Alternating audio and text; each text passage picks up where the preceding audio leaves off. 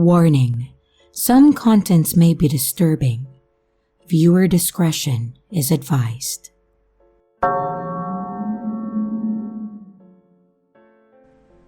I, a 22-year-old female, met up with my dad at a tire shop in an increased crime area of town. I'm not really sure why we went to the shop. It was probably around noon, and my dad brought his chihuahua with him, so I took her on a walk around the tire shop while he consulted with the mechanics.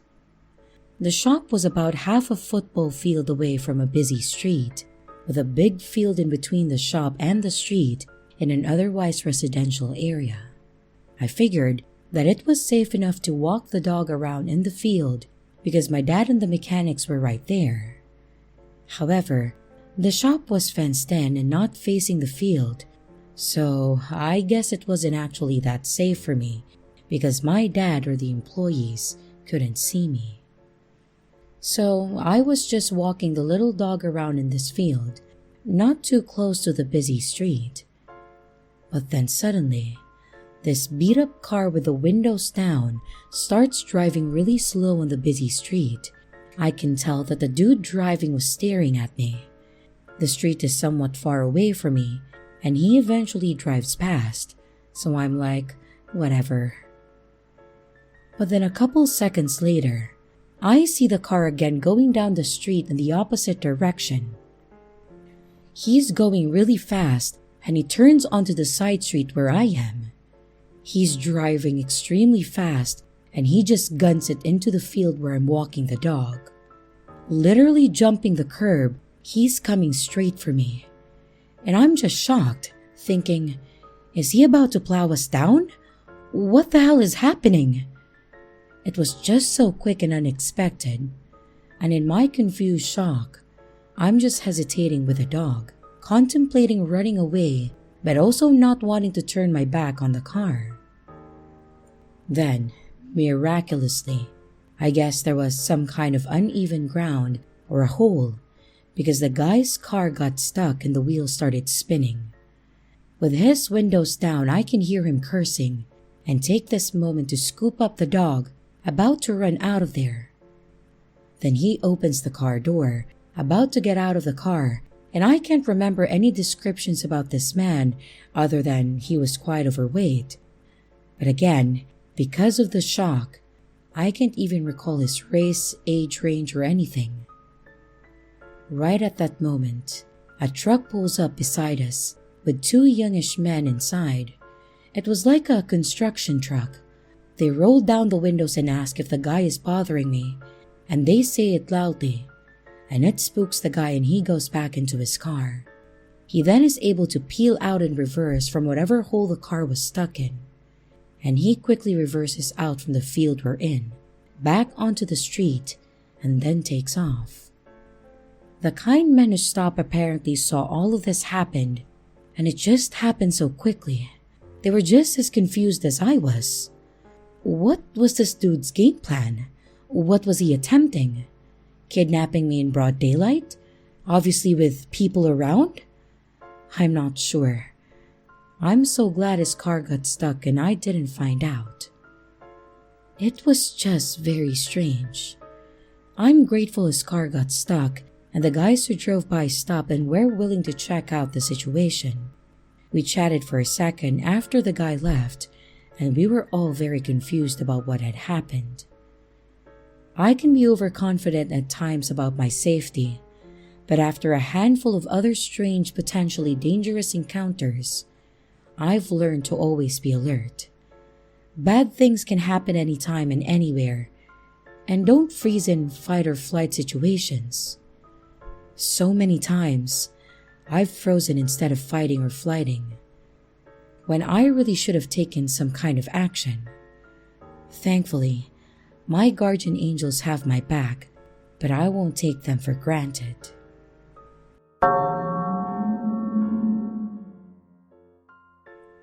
So this happened on Saturday. I, a 29-year-old female, live in a decent neighborhood. It's not the best, but definitely not one usually thought of as super dangerous. It wasn't even that late at that time. It was like 9:30 p.m. and it is summer in my country, so it had been dark for an hour or two at most.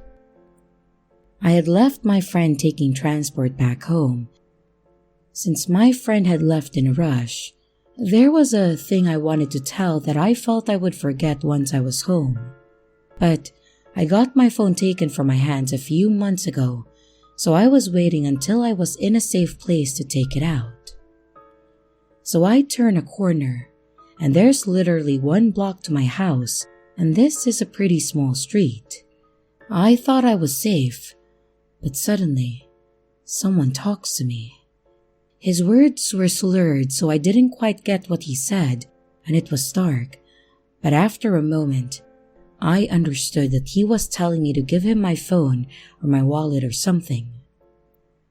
I stared, and despite the darkness, I saw something in his hand, which he was holding very much like a gun.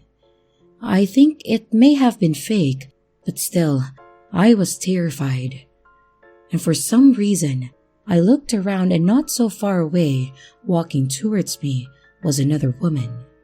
I screamed for help and ran away from the man, all the while bracing myself for the pain in case the gun wasn't fake. And then the woman yelled at me to stop running and to get inside of the building closest to us, and we did. There, after having a panic attack, the woman told me that the man had been next to a car that I didn't see because I was so fixated on the possible gun. I doubt the man wanted anything other than my phone, but still, the fact was he had a quick and easy escape, and that there is a possibility that I could have lost more than just my cell phone. So to the man, let's never meet again. And to the woman and her friend who walked me that block home, and also to the doorwoman that gave me water when I was panicking, I'm sorry I didn't ask for your names or properly thank you, but you guys are my heroes.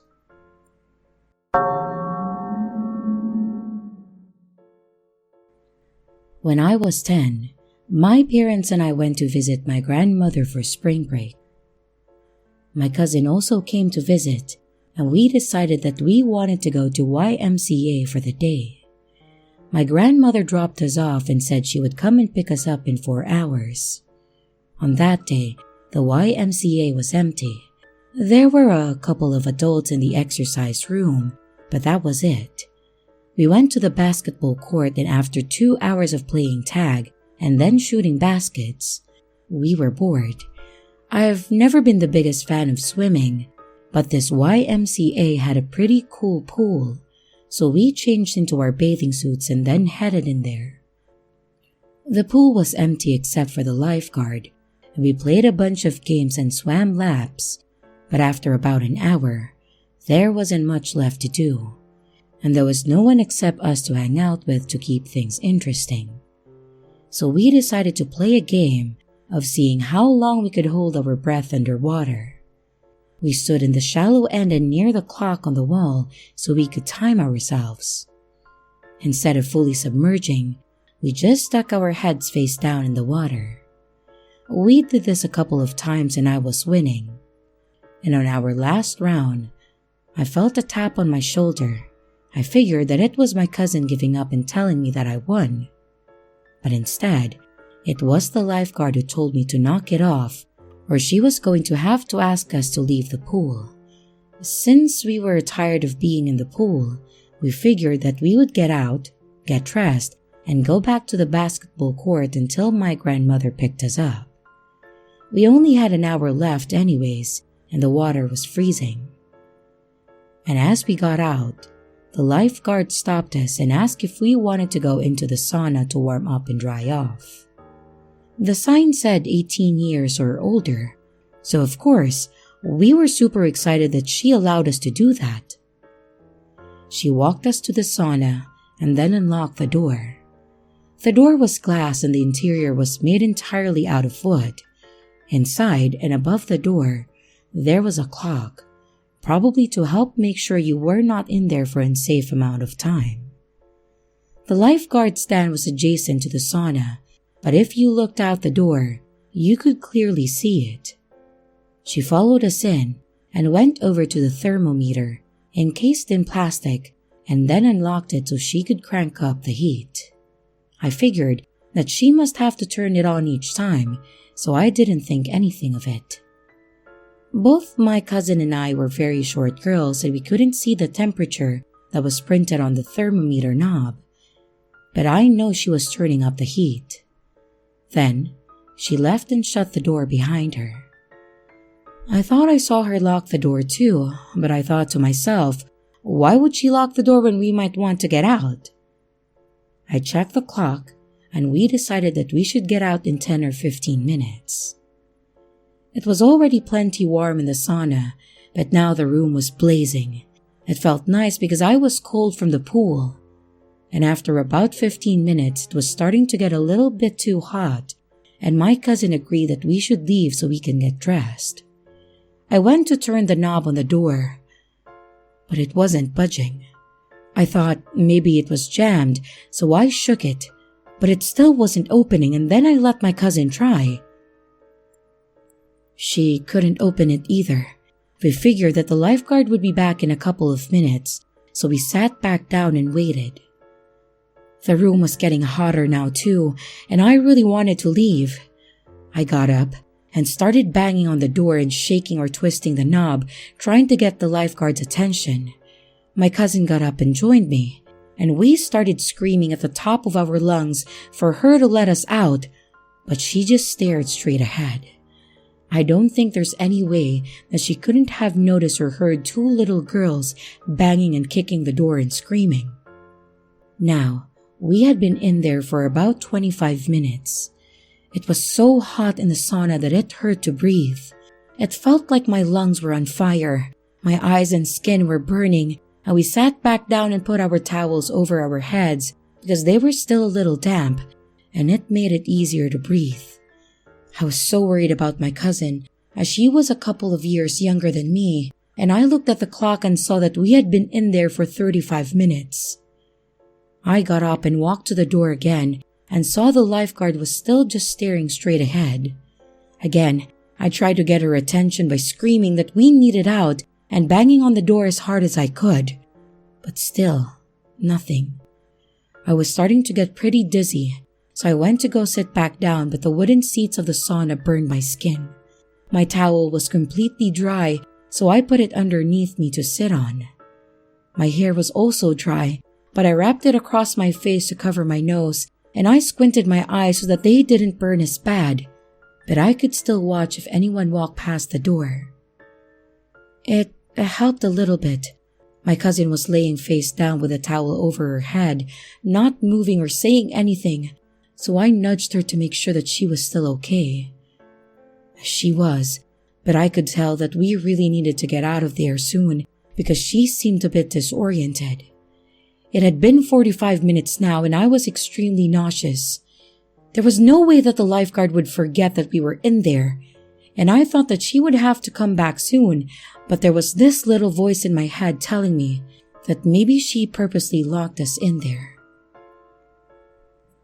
Finally, a man walked past the door towards the pool, but for some reason, I just couldn't get up. My whole body was on fire and I felt dizzy. Luckily, this man wasn't going to the pool. He wanted to be let into the sauna and came back with a lifeguard. I saw them walking this way and immediately jumped to grab my cousin. I knew now that for sure she had locked us in there because she pulled out her keys to unlock the door and let the man in. I didn't want to take any chances of us being trapped in there any longer, so as the man was trying to walk in, I was trying to shove our way out.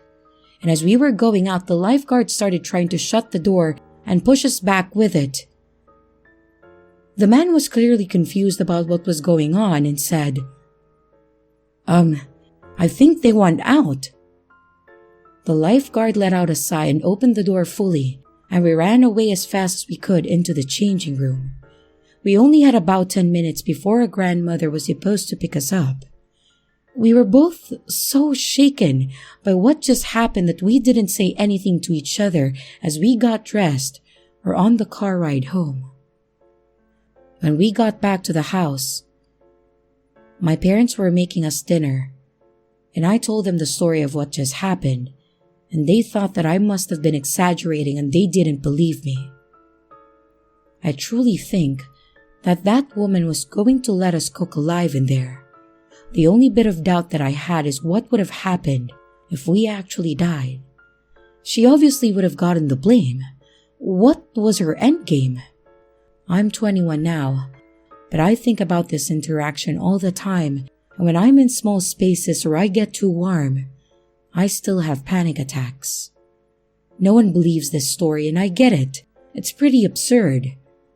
I'm not sure if I'm allowed to ask for opinions, but do you think that this could have been some crazy misunderstanding? Or do you think that she really just left us in there to die? And why? So, to the lifeguard at the YMCA, please, let's not meet again.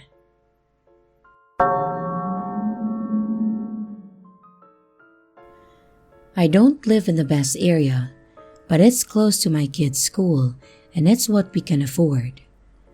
I was in line at a stoplight waiting for it to change so I could get to the school to pick up my older kids. I had my toddler with me. And while I was sitting, I heard my passenger side handle move like someone was trying to open it.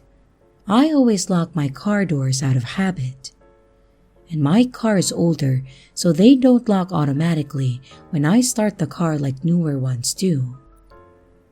I look over, and there is an older woman aggressively trying to open my door. My window is cracked a bit for fresh air, but not all the way down. She reached up trying to get the window to go down, but couldn't get her fingers in.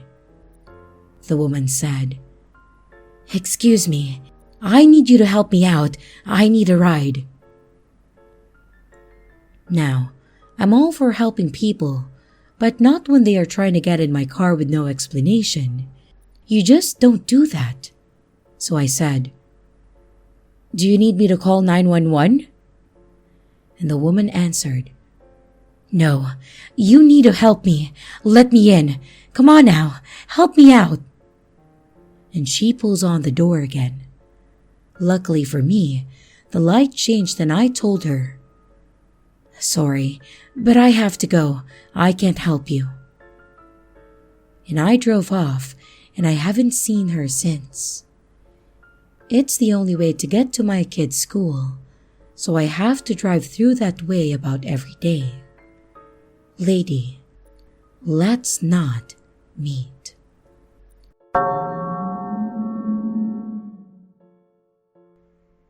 I used to work on board a ship, and I remember that when I joined the company, the ship that I was going to be boarding entered the shipyard for a routine inspection.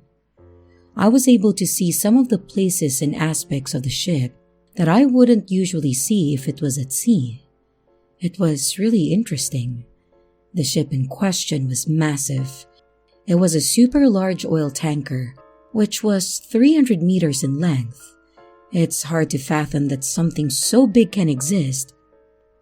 But don't worry, the ocean makes it look tiny, and I don't know if that thought is comforting or not. We were checking the internal pipeline of the ship. When it comes to a ship of this size, from the deck to the bilge or bottom of the ship, it spans for about 30 meters. Absolutely massive. The pipeline in question ran along the bottom of the ship. The pipe wasn't all that thick. It was about 80 centimeters in diameter. And I can't remember how long it was, but I think it was 150 meters, and it was in a straight line. It might have been longer actually. It was pretty incredible. But then next came the daunting part, inspecting the pipe. I tried to console myself with the idea that it was just a straight line pipe and there were no corners or bends. I was nervous enough, and I don't think that I was ready for navigating bends. It was pitch black in there, and I was feeling claustrophobic. I don't know if it was some sort of test of my mental strength, but as I was a couple of meters into the tunnel, my boss called and said, If you get stuck in there, there's no way I can get you out, so be careful, alright? Thankfully, he was ahead of me in the pipeline. I guess that if there was any trouble, then he would tell me to turn back. We had elbow and knee pads on, and I don't think that I could have done it without them. We had flashlights too, but none of these things made crawling through a deep dark pipe on all fours any easier. It was my first time doing this, and it was really hard to keep pace with my boss. Also, it was an incredibly hot day in some port of Singapore. Humid? Yeah, you bet. My mentality in that scenario was pretty much, get in and get out. I wanted it to be all over as soon as possible. I was new and in sense an underling, and I felt like it wasn't my responsibility. I was looking for the quickest route out of the pipes. And like I said, the pipeline we entered was 80 centimeters in diameter. It was tight, and the boss said that he had been in a pipe with a diameter of 60 centimeters. And on top of that, the pipe had twists and turns, and it went for 200 meters. And that just sounds absolutely crazy to me. The oil tanks I mentioned earlier are separated all over the ship. I think that there was about 10 in total, except for a couple of small ones in the area. The tanks are like the size of football fields, and they are about 30 meters high.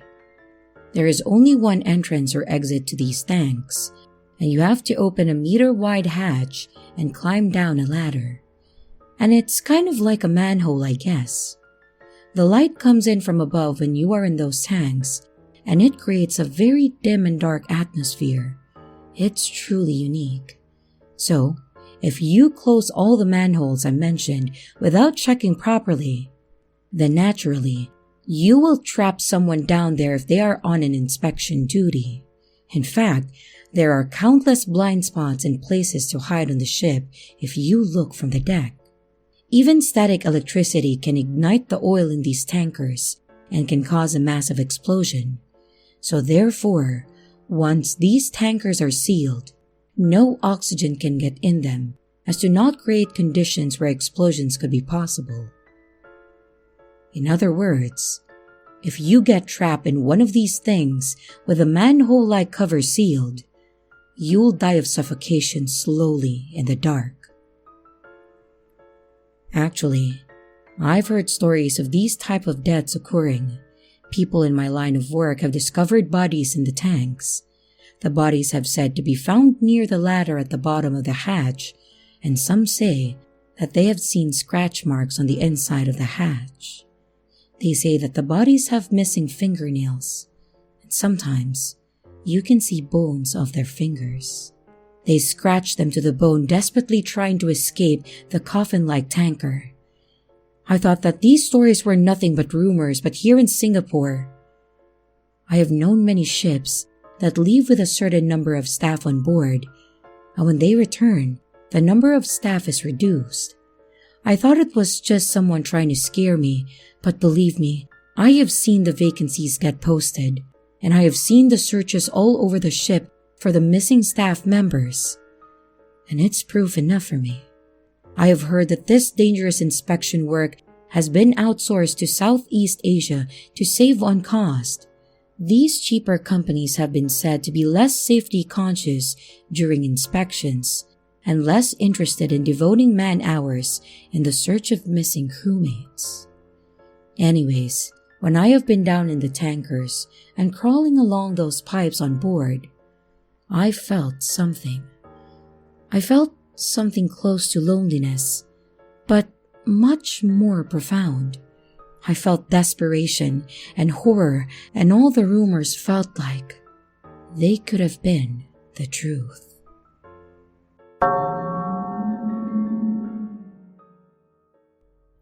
A few years back, my now husband and I were living with my mom. My husband had started a new job where he was working 14-hour shifts and wouldn't get home until 11 p.m. My brother liked to go out, so he also wasn't home. This meant that my mom and I were home alone on Halloween. We lived on a busy street, so we ran out of candy at around 9 p.m. My mom put a sign on the door and then we went to bed. For some background, we had 5 dogs in the house, and at this point, my brother was about 21 years old and I was 22. My brother has a female German Shepherd / Husky mix named Coco, and she is very good at reading our body language. Our screen door had a large window and didn't lock, and our main door didn't have a view window. So the doorbell rings around 11:30 p.m., and I got up instantly and ran to the door. I stupidly assumed, without a thought or two, that it was my husband coming home from work.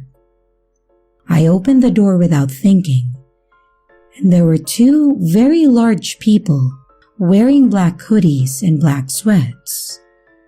I knew the screen door didn't lock, so I realized that this was a bad situation. My mom had heard the doorbell as well, so she was also walking to the door. My husband had the keys to the house, so my mom, having good instincts, realized that it wasn't him and decided to come with me to the door. I was stunned and I didn't say anything, but my mom comes from behind me and aggressively says, "Can I help you?" And before they can even speak, Coco jumped up at the glass and started barking and growling at them. When her paws pushed on the door, it opened slightly and the 2 people took a step back. They both just said, "Trick or treat." And my mom said, "Don't you see the sign? We're out of candy." Then the 2 people walked away. My husband came home 15 minutes later and we told him what had happened. Coco for sure saved us from a bad situation. She never acts that aggressively when people come to the door. The next morning, we saw on the news a few blocks away that 2 people that matched the description of the 2 people that came to our door were shot and killed because they tried to rob the home of an off-duty police officer. And the time of the incident was 30 minutes after the 2 people came to our door. And here are the top comments from my last video.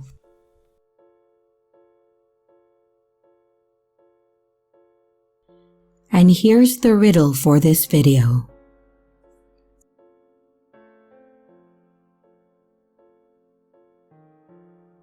Hello everyone, it's your creepy sister here.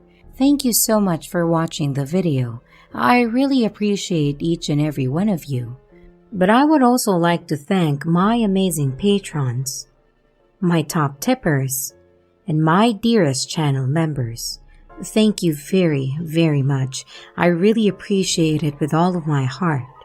If you want to support the channel further, you could also choose to become a patron, a tipper, or a channel member. But remember, it's appreciated, but never a requirement. I would also like to announce that we have merch now. The link is in the description of the video, along with all my other social media links, like my Discord server, Twitter, Instagram, and others. You can connect with me and send your stories there. And don't forget to like and subscribe if you haven't yet, and comments are highly appreciated. And remember, your fear feeds me.